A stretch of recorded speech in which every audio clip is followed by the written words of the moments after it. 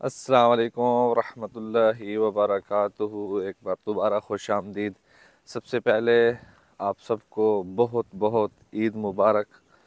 رمضان المبارک اپنی برکات اپنی رحمت کے ساتھ گزر چکا ہے۔ اب اگلے رمضان کو کون باقی ہے کون نہیں باقی، یہ سب زندگی کی باتیں ہیں، خوش قسمتی کی باتیں ہیں۔ اگلے سال تک کون بچتا ہے کون نہیں بچتا، کیونکہ اللہ پاک نے فرمایا ہوا ہے کل نفس ذائقۃ الموت۔ دیکھ لیں، آج میں جا رہا ہوں، آگے 50 روپے پڑے ہوئے ہیں۔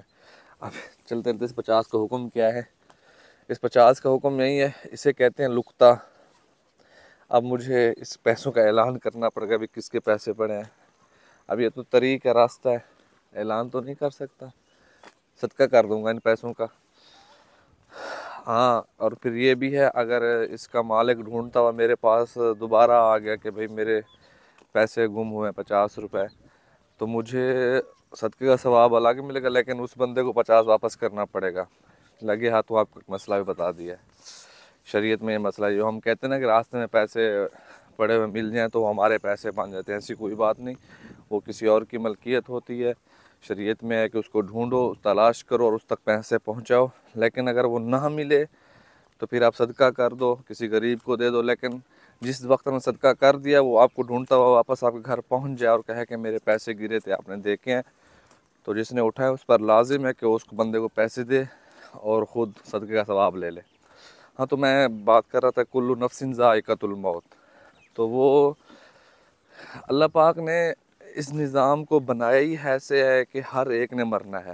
اس آیات کی تفسیر یہی ہے کہ جو چیز اللہ نے بنائی ہے، جس چیز کو بھی اللہ نے تخلیق کیا ہے، چاہے وہ ذرہ ہے، چاہے وہ درخت ہے، چاہے وہ انسان ہے، چاہے وہ جانور ہے، ایوری تھنگ، جو چیز اللہ نے بنائی ہے اس نے ایک نہ ایک دن ختم ہونا ہے، اس کا نام و نشان ایک دن مٹنا ہے۔ چاہے فرشتے ہیں، چاہے انسان ہیں، چاہے جانور ہیں، چاہے جاندار ہیں، چاہے بے جان ہیں، سب کو اللہ نے نیست و نابود کرنا ہے۔ اللہ نے اپنی کبریائی دکھانی ہے۔ تو میں آج ایک آپ لوگوں کو واقعہ سنانا چاہتا ہوں چارلی چاپلن کا، جس کو آپ سب جانتے ہیں۔ وہ ایک ایسا اداکار گزرا ہے جو خود ہی اپنی فلم لکھتا تھا، خود ہی اپنے آپ کو ٹرین کرتا تھا اور پھر جا کے خود ہی پیش کرتا تھا۔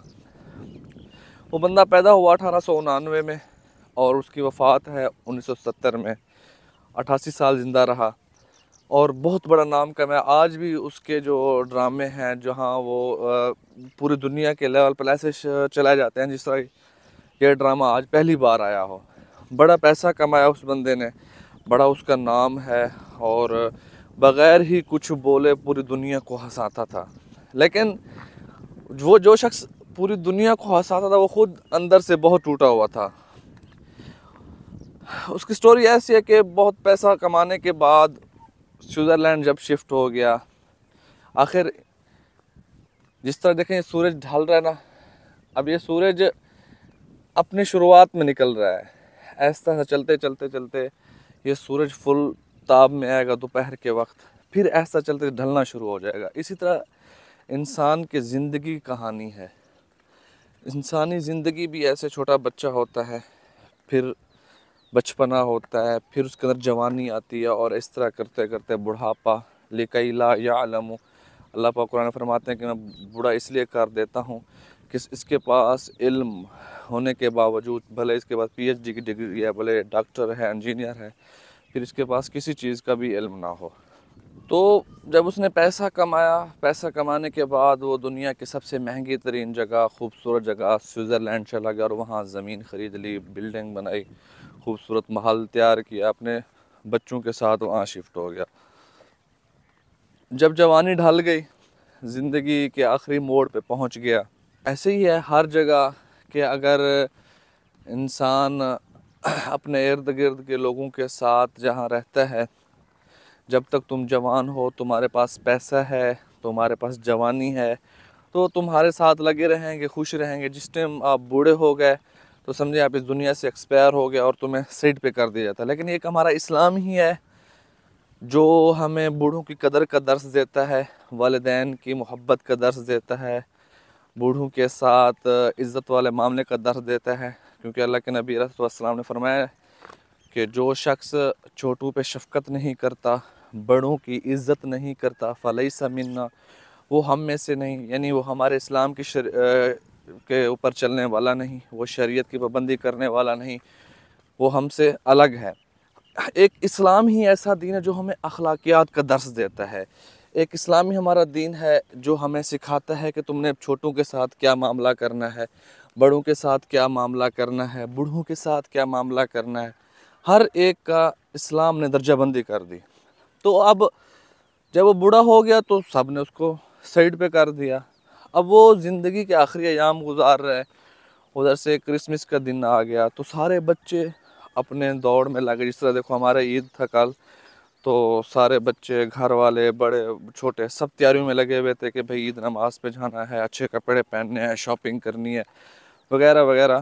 تو اسی طرح کرسمس کا مہینہ شروع ہو گیا، تو جیسے ان کی عید آ رہی تھی وہ بھی اسی طرح اپنے کاموں میں لگ گئے، کوئی کپڑے خرید رہا ہو، کوئی شاپنگ کر رہا ہو، کوئی کیا۔ لیکن چارلی چیپلن ویل چیئر پہ بیٹھ کر سب کے تماشا دیکھ رہا تھا۔ کوئی اس سے پوچھ بھی نہیں رہا تھا کہ اسے کچھ ضرورت ہے یا نہیں، اسے کچھ چاہیے یا نہیں۔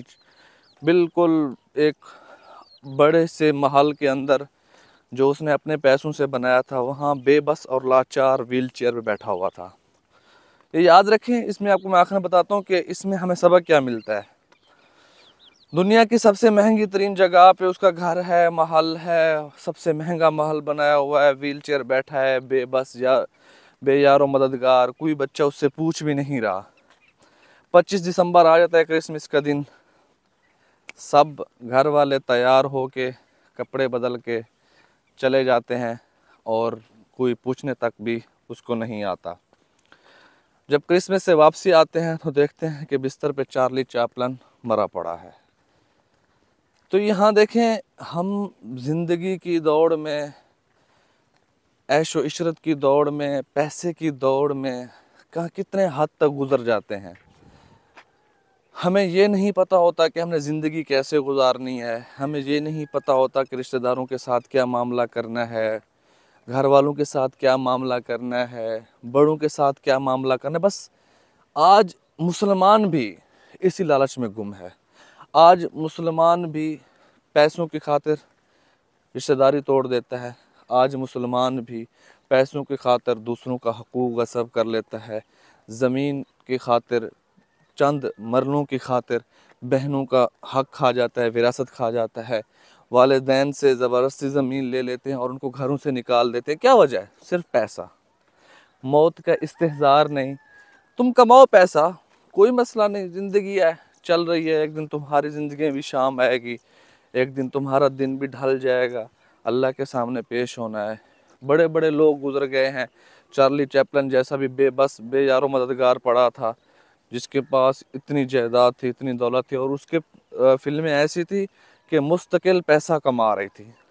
تو اگر ہم اپنی زندگی کو رسول اللہ صلی اللہ علیہ وسلم کے طریقوں سے نہیں گزاریں گے تو یقیناً ہمارے لیے بھی ناکامی ہے۔ تو سوال یہ بنتا ہے، کیا ہمارا اسلام ہمیں یہ درس دیتا ہے کہ ہم دنیا میں سب کچھ چھوڑ کر صرف مسجد میں بیٹھ جائیں، مدرسے میں بیٹھ جائیں، ہر وقت اللہ اللہ کرتے رہیں، قرآن پڑھتے رہیں؟ نہیں، ہمارا اسلام ہمیں کہتا ہے کہ آپ بزنس میں نمبر 1 بنو، تعلیم میں نمبر 1 بنو، جنگ کے اندر نمبر 1 بنو، جہاد میں تمہارا نام ہو، ہر میدان میں تم نمبر 1 بنو۔ اور اسلام یہ بھی کہتا ہے انتم الاعلون ان کنتم مؤمنین، اگر تم مومن ہو تو تم ضرور ضرور اعلیٰ درجوں پہ رہو گے، نمبر 1 بن کے رہو گے۔ لیکن شرط کیا ہے؟ ان کنتم مؤمنین، اگر تم مومن ہوگے۔ آج مسئلہ کیا ہے؟ آج ہم مومن نہیں ہیں۔ آج ہمارے اندر مومن کی صفت نکل چکی ہے۔ آج ہم میں صرف اور صرف ایک کلمے کی دولت ہے، بہت بڑی دولت ہے، لیکن زمانہ جہلیت کے جو لوگ تھے اور آج کے مسلمان ایک ٹریک پہ چل رہے ہیں۔